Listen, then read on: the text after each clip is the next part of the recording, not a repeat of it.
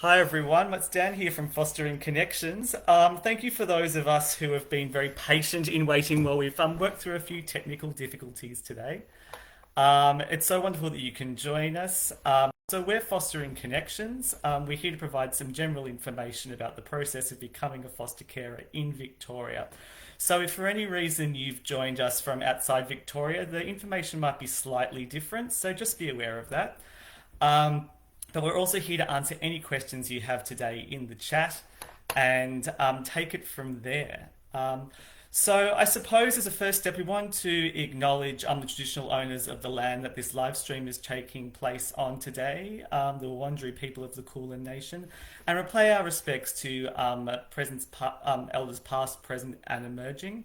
Acknowledge that this always was and always will be Aboriginal land, and that sovereignty was never ceded. It's more important than ever this particular month because it has been NAIDOC week with the theme that is Heal Country. NAIDOC week is a celebration of the history, culture, and achievements of Aboriginal and Torres Strait Islander people, and it's something that at Fostering Connections we love to celebrate as well. This month we've been celebrating by focusing on the workers and staff that work at Aboriginal community controlled organisations known as ACCOs, and they're the organisations in Victoria that support Aboriginal children and young people to find foster care placements with families. They play a huge role in supporting those children and young people to maintain links and connections to family and culture. So we really want to take our hat off and sort of acknowledge the great work that those workers are doing. So for those of us who might be joining us for the first time, what is Fostering Connections? Well, we're the Victorian statewide foster care attraction, recruitment and information service. We're your first point of contact if you're hearing about foster care or thinking about for the first time and want to get a bit of general information and know how to take the first steps. Anyone that is interested in hearing some information about foster care can visit our website, www.fosteringconnections.com.au. Or call us on our inquiry line on 1800 013 088. And we'll pop that in the chat as well. But you're also welcome to send through any questions you have during this live stream as well. Bit about me. My name's Dan. I've been working with Fostering Connections on and off with a short break last year for over 6 years since it began. It's been a real pleasure and privilege. I've done all number of jobs in supporting getting this campaign up and going, but I've also spent a lot of time on the inquiry line as well, speaking with people such as yourself, taking you through those first initial steps about what being a foster carer is, and taking you through those early questions so that you can be set on the right path, and also connect with a local foster care agency when you're ready. So I suppose the first and most important question is, what is foster care? It's its own unique thing. It is the temporary care of children and young people by members of the community who become trained and accredited foster carers. So the point of foster care is to support children with a home on a temporary basis while they can't stay with their family. The goal of foster care is always to reunite that child with their family as soon as they're able to safely do so. So people in our community as foster carers play an extraordinary role in supporting those children with a safe and nurturing home while they can't stay with their family. In terms of who is in foster care in Victoria, there's usually over 1,500 children in foster care at the moment. And when a child comes into care, the goal is obviously to reunite them with their family as quickly as possible. Most young people are reunited with their family within about 6 months, so it is always that temporary arrangement, but also a very, very important one. Children that do come into foster care may have faced challenges in their life for all particular reasons, but they are in many ways just like any other child or young person. They just need that open heart and home and willingness to get support when they need it. So that's where foster carers really step in the community and give them that safe home and give them that support. In terms of being a foster carer yourself, you do have a lot of flexibility and choice around the timing when a child can come and stay with you, all those types of things. The foster care agency that you work with will always endeavour to match you with a child that's as close to your preference as possible. And as part of the process of becoming a foster carer, you can say how many children or young people you're comfortable in having stay with you at any one time, the age range, the genders. You really have a great deal of choice, and that's something you can discuss with the agency that supports you with being a foster carer very early on in the conversation.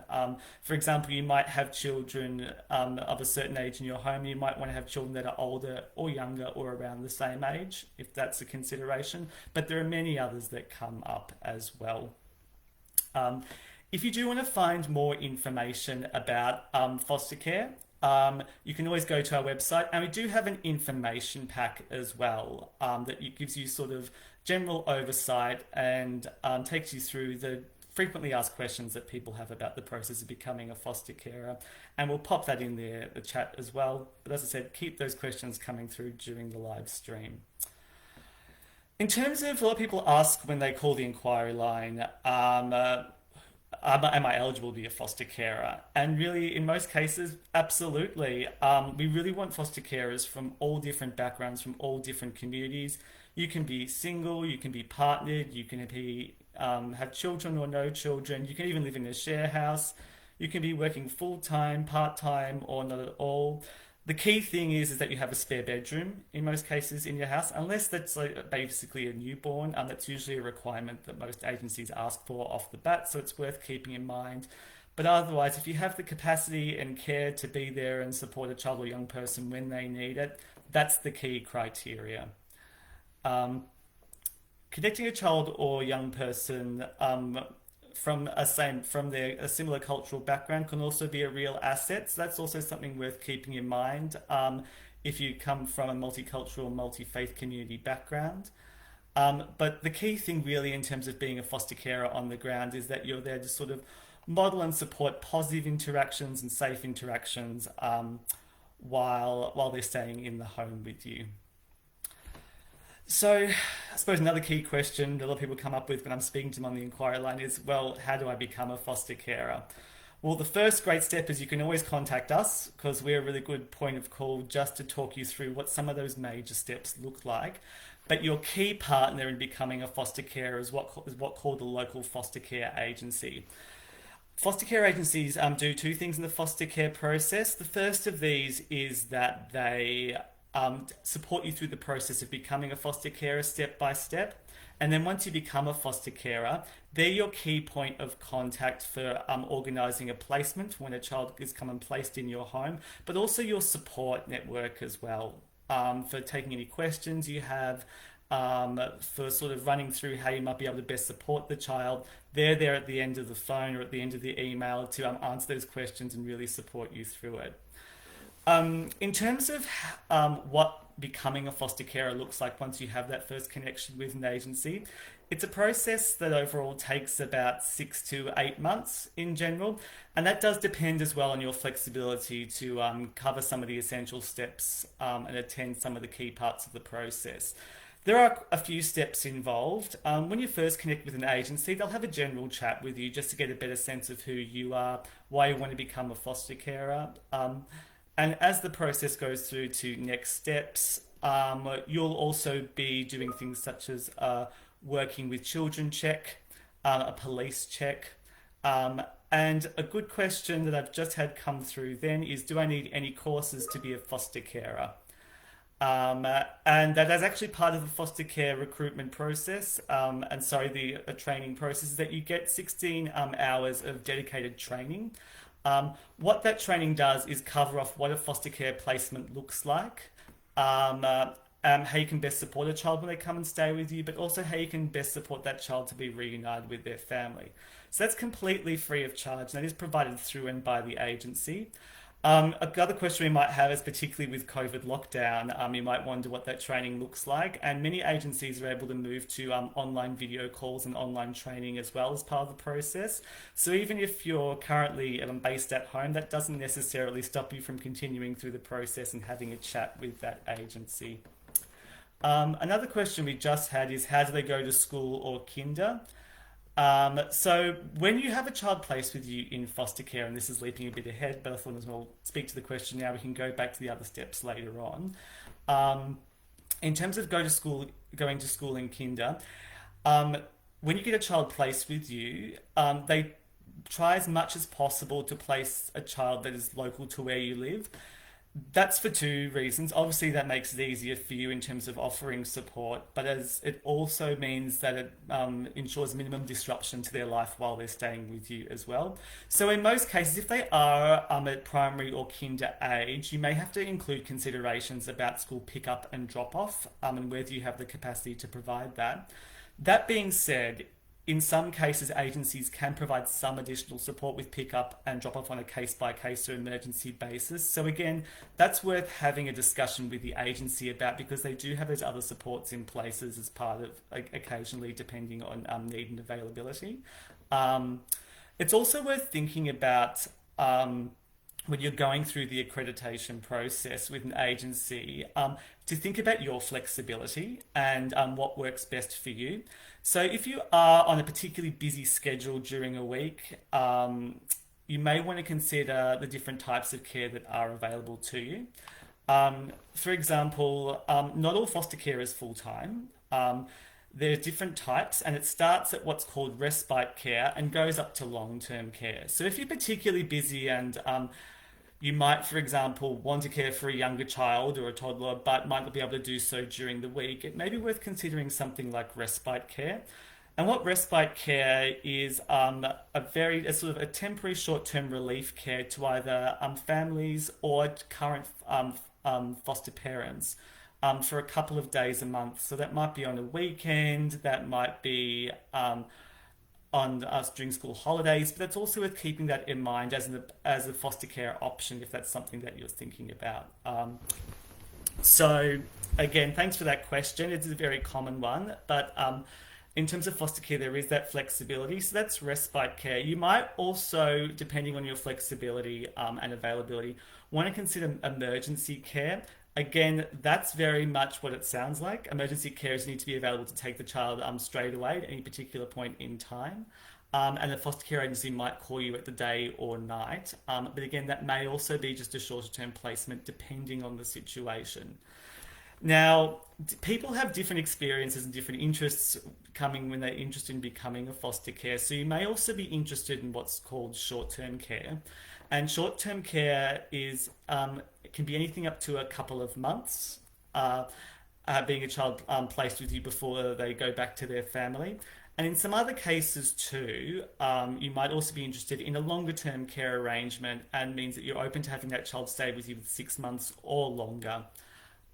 Again, it's worth keeping in mind with all these placements that reunification with their family is always the goal. If you are interested in an ongoing arrangement, and I'm happy to take questions about that too, you may want to look at something more like permanent care. Um, but I suppose that's jumping a bit ahead about the options that are available to you in terms of foster care. But just going back to the process of what becoming a foster carer, what the journey looks like.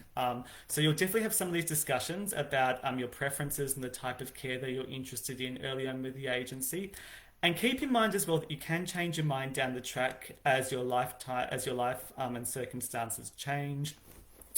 Or you may start off on a respite care placement and then find at some point you're actually interested in being open to a longer term, either a long term placement or a short term placement as well. So, very much an option, and you just need to keep having that conversation with the foster care agency that you're working with, and they can sort of change and revisit that over time. I've talked to the training a bit before as well.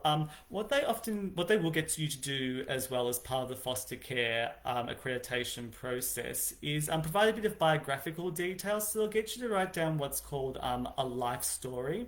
And that's just a bit of detail about your background from life to present, just so they can get that more deeper insight to who you are, any strengths or challenges you might have had in your background, and how that might work in caring for a child or young person as well. And then at the very end of the process, you go to what's called an accreditation panel, and that's where the foster care agency that you've been working with brings all the information they've got during the accreditation process together. and they'll bring in someone from the Department of Families, Fairnesses, Housing for a quick review as well. And presuming that all goes well and you get all the checks done, that's when you become an accredited foster carer. And you're able to have children and young people come and stay with you. Um, how quickly that happens will depend on a few things. It will depend on the children in your area or young people in your area that might need a home to stay in. It will also depend on how specific your criteria is for the type of child that comes and stays with you. The more open it is, the more likely you are to get a placement in your home in the short term. Uh, Also, they'll do an annual review just to check once you become a foster carer, just to see that you're still comfortable and they're still comfortable with you having foster care placements. But the key thing always is that your foster care agency, throughout the process of becoming a foster carer, and once you're a foster carer, are there to support you 100% of the way. They're your absolute partner, they're your absolute asset, and they're there to give help you with your questions and your concerns. Another organisation that's worth keeping in mind as well, both as you're going through the process of becoming a foster carer, but also if you are successful and become a registered foster carer, is the Foster Care Association of Victoria. They're are called a peak body or a representative body for all accredited foster carers in Victoria, and they can support you with advocacy, but also further training that can support you with caring for a child. A bit of information about the assessment. So the assessment process is conducted by the foster care agency, by a foster care caseworker that you're assigned. In terms of what that looks like, as I mentioned a bit before, they will take you through that life story process where they'll ask some detailed questions about you and your family. So if you're living with a partner or children, they'll probably want to have a bit of a chat with them as well to get a bit of a sense of the context of their background. In terms of the assessment too, they will do a home visitation and make sure that the home is safe and secure, and they might come back with some tips about small safety things you might want to look at or fix up before the house is ready for placement too. But also the assessment process is very much your time too to ask detailed questions about how foster care works and anything you might be concerned about. That might also involve any questions about finances. A lot of people during the assessment process do ask how it works financially, and what happens during that process is that you'll get some information about the different gradients and levels of financial support you can get to sort of balance out or reimburse the cost of being a foster carer. It generally starts at about $400 a fortnight, but it can go up, and also some of the other financial supports you might be able to get while a child is placed with you.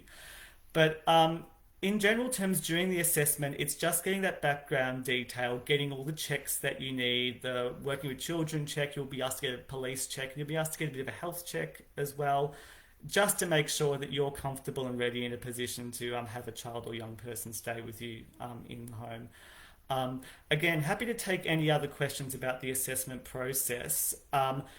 And anything we're not able to answer today, we might be able to go offline and get some more information for you. Another good thing also is to speak directly with a foster care agency, because they're the people that work with foster carers day to day, and they've probably heard just about every question you can think of under the sun about the process of becoming a foster carer, but also what comes up once you're a foster carer as well. Okay, so just checking some of my notes here to see if we've covered most of the essential details. I thought it might be useful, and please keep those questions coming through, to think about some of the myths that do crop up around foster care and being a foster carer. A big myth that does come up from time to time is that you can't be a foster carer if you're working. Definitely not the case. We need foster carers from all backgrounds. People understand that most people work these days. You know, a lot of people are either working full-time or part-time. You don't need to be a full-time stay-at-home carer at all. And that's why we can sort of think about the way that foster care can be flexible to your lifestyle as well. So it might be worth thinking about that even if you're not necessarily available full-time, during the week to care for a child, to consider things like respite care so it can work flexibly with your lifestyle. But a big part of what we talk about at Fostering Connections and what agencies talk about as well is that we really want people from all backgrounds and all walks of life to express interest in becoming foster carers and put their hand up to support children and families in the community if they think they have capacity. Um, Another one that comes up, and actually I've even spoken about this on the inquiry line quite a few times recently, is whether or not you can be single and be a foster carer, or whether you need to be in a relationship to be in a foster carer. Absolutely, you don't have to. A lot of single people do become foster carers and find it really rewarding and manage it very well within the balance of work and their lifestyle. So it's always something thinking about. You also don't necessarily have to have had parenting experience to become a foster carer. That's what working with the agency and the foster care training and support is all about. They don't expect you to understand things straight away, but they're there to answer your questions and they're there to support you. So again, you don't have to have been a parent or lived with a family previously in order to be a great foster carer. Um, Another myth that does come up is whether you need to own your own home and have a big house. Absolutely not at all. You can rent, you can be in a flat as long as it has a spare room. The most important thing is that that house is safe and secure. I had a question about dogs. Um, yep, absolutely. If you have pets, in most cases it should be absolutely fine. Have a chat with the agency about it. The only circumstance in which it might be questioned is whether that child has specific needs, and an animal might not be appropriate in the home. But again, that might be a placement on a case by case basis. And in fact, in many cases, having an animal at home can be an absolute asset to a child or young person staying in care. It can help them feel part of the household, help them feel connected and can bond with someone. Particularly if they're a bit nervous and feeling a bit nervous in the household, it can be a really comfortable and non-threatening way of helping them bond with the environment too. So certainly doesn't disqualify you, and it can be a great thing. But again, it's something worth discussing with letting the agency know about just as part of your household setup as well. Great. So again, keep those questions coming. They're fantastic. So you can't have children at home with you is sometimes a question that comes up as part of people on the inquiry line, people that ask questions about foster care. And in fact, no, families are a fantastic place for so many children and young people to come into.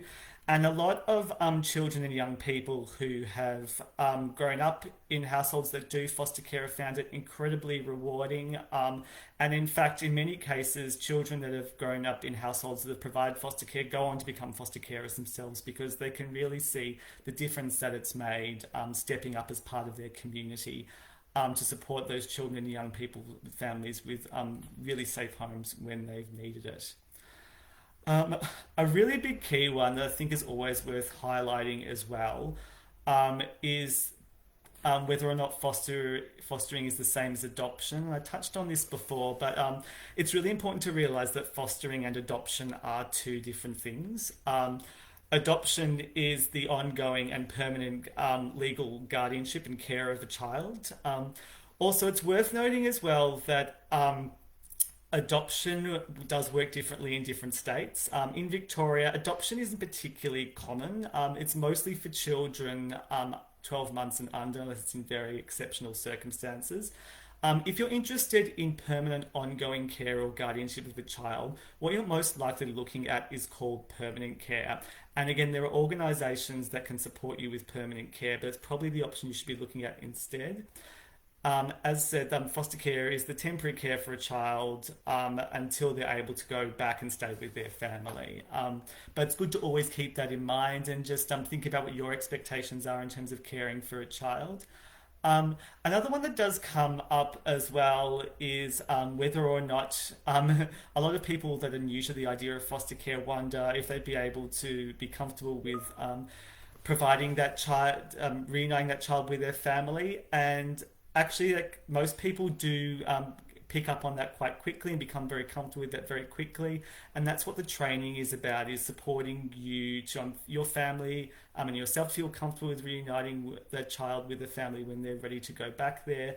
But also the agency through the training gives you the tips and skills that you need to be able to reunite the child with that family safely when the time comes. Um, so with finance, in terms of children's learning, so again, a fair bit of that is covered by the tax-free reimbursement that you get from the government, which starts at about $400 a fortnight. There is also additional child care, additional child care reimbursements you can access through the government as well, similar to the reimbursements you get for childcare and through the government anyway. But as a carer, you can, in many cases, register for that through the government and you get some additional coverage for particularly for childcare purposes as well.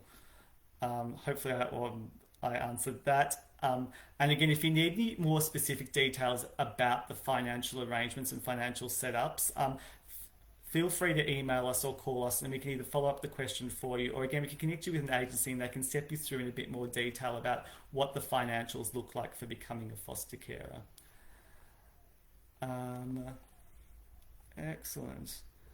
So I'm just looking through some more frequently asked questions. So one that's probably worth covering off as well is, can you say no to a placement once you've become an accredited foster carer? And absolutely you can. So it's about being flexible with your lifestyle. You can go through a period of providing foster care, whether that's respite or short-term or long-term care. But if your life becomes particularly busy, or if you have any other commitments that come up at any particular point, you can also go back to the agency and say, now's not a good time, but I'm still really interested, and give them an indication of when you might be open to having a placement again, or let them know they can come back in contact a bit down the track when it's more suitable for you. Another one we often get is around if you're only on a temporary visa or not a permanent resident. And whether you can still become a foster carer. So you can to a degree, but in most cases, if you aren't a permanent resident, you'll only be eligible for very short-term or respite care, rather than ongoing long-term placements as well. Another question we do get is, do children and young people in foster care have contact with their family while they're in placements with you? And the response to that is absolutely they do, as long as it's safe. Again, this is where you'll work with your agency to make sure that any meetings with the family while they're in a foster care placement with you is in a safe environment. It's quite often outside the home. It's somewhere like a shopping centre or a park or somewhere like that.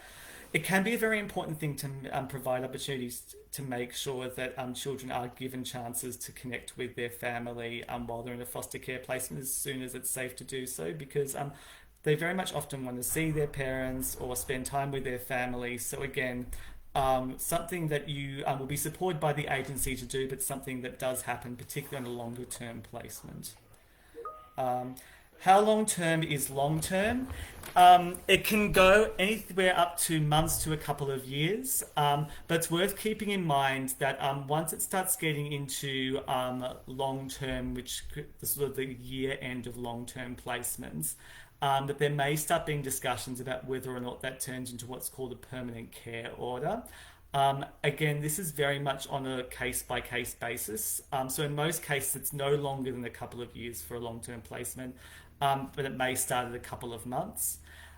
It can vary, and depending on the case, it can be difficult at the outset to determine how long that might be. So it's good to have a conversation with your agency if you're considering long-term care about what long-term care looks like for you as well, and whether there's a limit on that in terms of your life and your commitments too. But it can go on, yes, for definitely that longer period of time. Great. Just having a look for any more questions that we might want to come off. I think we've covered the ones about changing the type of care you provide. Another one that's often comes up as well is if you're a foster carer and you re-partner or have a partner that come into your life, um, and particularly if they're going to be seeing you on an ongoing basis or if they end up moving in with you, it is worth keeping in mind that they will have to go through an accreditation process themselves as well and go through the relevant checks. Basically, anyone over 18 that lives in your household will have to go through a check and broad accreditation process, so it's just worth keeping that in mind. I've got a question here about what kinds of supports provide for children who have developmental behavioural needs and might need to access allied health or medical services. Is there funding available and additional support for carers to arrange this? Again, there is on a case by case basis. In some cases, you might have to apply for this with the support of the foster care agency. And again, for more detailed information about this, it's worth connecting with the local foster care agency to discuss the specific reimbursements that might be available for medical support. It is worth keeping in mind as well the training that's offered through the Foster Care Association of Victoria once you become a foster carer. Many of that is free, much of that is free, but they also do give additional advice about how to best navigate the system and support available to you.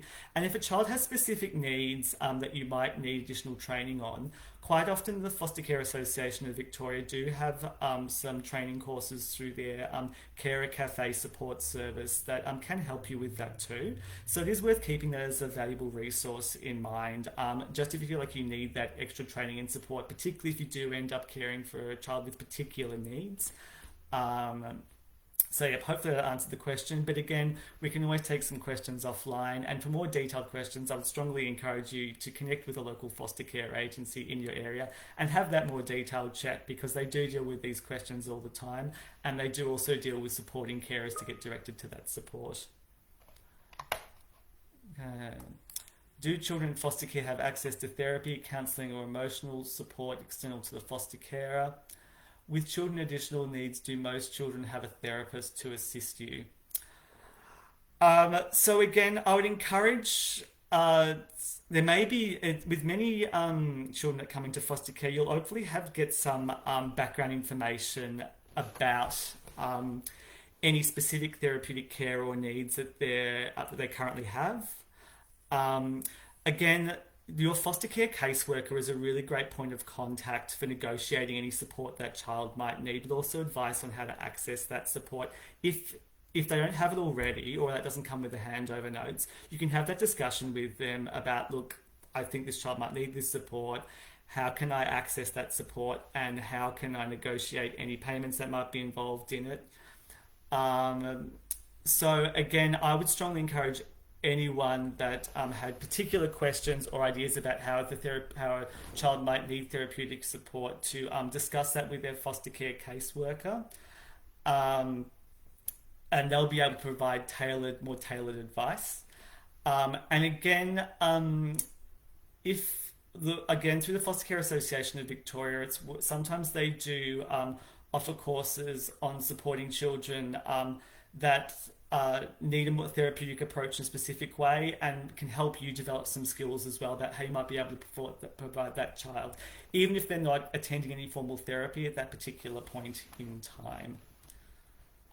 Okay.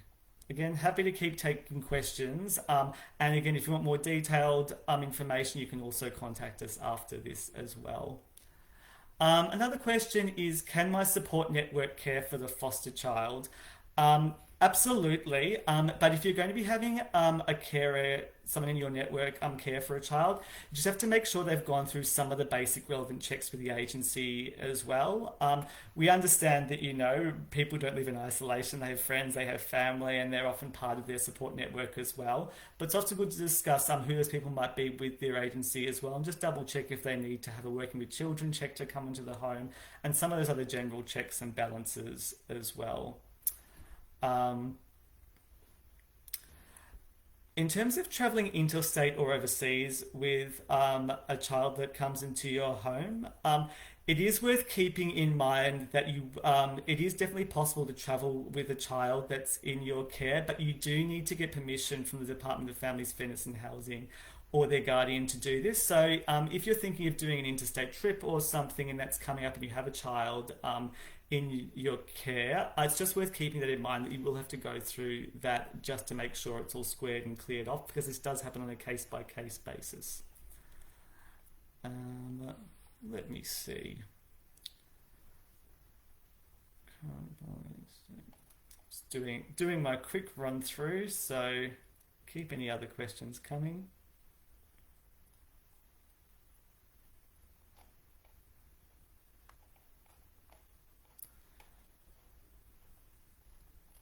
No, I think that's probably most of the general questions in terms of coming off on general FAQs. So I'll probably throw it open for any final questions. But I'll also talk through about what next steps might look like for you as well once we've covered off any final questions too. One is another question that comes through: is it common for children to be involved in everyday living, for example, family dinners, family birthdays, etc.?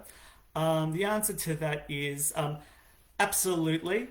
They can be, but it's worth keeping in mind the needs of that child as well on a case-by-case basis, particularly if they're new to the household.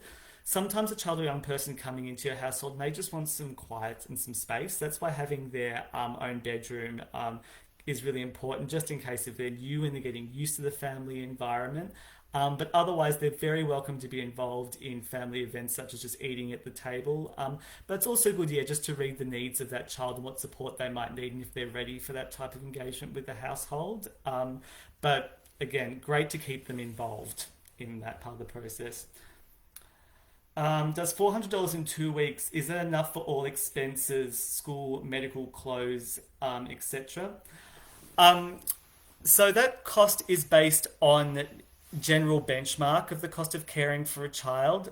In some cases, there can be a few out-of-pocket expenses, but again, this is why it's worth discussing with your agency your own financial situation, the support and you might need to care for a child, and the reimbursement that you get as well can go up, which is tax-free. It can go up depending on the specific needs and age of that child. So if that child needs slightly more intensive support or has more complex needs, then that amount does go up on a gradated level. And again, it's worth having a discussion with the foster care agency about what that reimbursement might look like, particularly if that child has specific medical needs or therapeutic needs. And again, you can be very upfront about what your financial capacity is to support that child, but the idea behind that reimbursement is to cover the baseline costs at least. Great. Any other questions? Just keeping an eye on these as they come through. Otherwise, we might start wrapping up in the not too distant future because we've only got about 5 more minutes to go. Wanting to thank those as well that bared with us as we had a few tech issues this morning. This is actually my first foster care live stream. Usually our foster care connections specialist, Natalia, runs these, but she's on leave at the moment. She's doing a placement with a hospital, doing really great work, so I've stepped in. But is there anything else? Oh, I think we might have a question coming through shortly. But yeah, I suppose in terms of next steps and what it might look like, we really encourage you, if you're thinking about foster care, to keep thinking about it. Everyone's at a different part of the journey. Some are just thinking about for the first time. It's really good if you live with other people to go back and have a chat about it with your family and have a think about some of the different types of care that you want to take on. Oh, is the permanent care application process the same as foster care? No, it's a different process. There are specific organisations in Victoria that do deal specifically with permanent care, and it's its own separate process. You do go through a separate accreditation process for that. And there are different levels of reimbursement. So again, we can always forward on information of the right people to contact about that. We ourselves aren't experts on permanent care because we focus on foster care, but we can certainly put you in the direction of a permanent care organisation if that's something that you're interested in. Do you need to provide receipts or evidence of spending to get the reimbursement? That's a good question. With the 400, amount per fortnight. That's just tax free, and my understanding is you don't need to provide any receipts for that. But for other costs that happen outside that, my understanding is you might have to. Again, good to have a chat with the foster care agency about how the process of reimbursement works through there in more detail. But just keep in mind that that general reimbursement is tax free, and my understanding is you have to provide specific receipts for that as part of the child's care. Um, and one last question for holidays. Yep, I just spoke to this before, but if you travel in Australia, do you take the kid with you? Yeah, just reiterating that you do need to get permission from the agency and the Department of Families, Fairness and Housing to take a child in care interstate. And they'll usually check in with that child's birth family as well, just so that they know where the child is as they're going, that they're safe. So that is approved on a case by case basis. So if you are thinking of going on a holiday or going interstate to visit someone and you want to take the child in, or young person in care with you, just try and talk to the agency about it well ahead of time, and maybe be prepared that in some cases it might not be possible, and you might have to discuss with them about whether they might be going to a respite placement or somewhere else while you're doing that travel, if it's essential travel as well. Um, Okay, everyone. Well, I think we're almost at 1 o'clock, so we might wrap up now. Thank you with bearing with me for my inaugural foster care one-on-one. I hope I get to do a few more. We'd really love to hear from you with any more questions. Visit our website, www.fosteringconnections.com.au. Or call us on 1800 013 088. We're always happy to take your questions.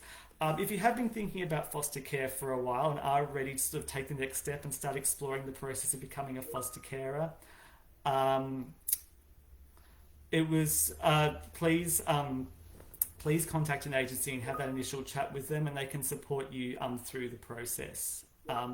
So thank you so much, everyone, today for joining me. It's been really great to chat with you. If you have friends or family that are interested in becoming a foster carer, please get them in touch with us as well, or invite them to one of our future foster care live 101s. Okay, thanks everyone. See you later.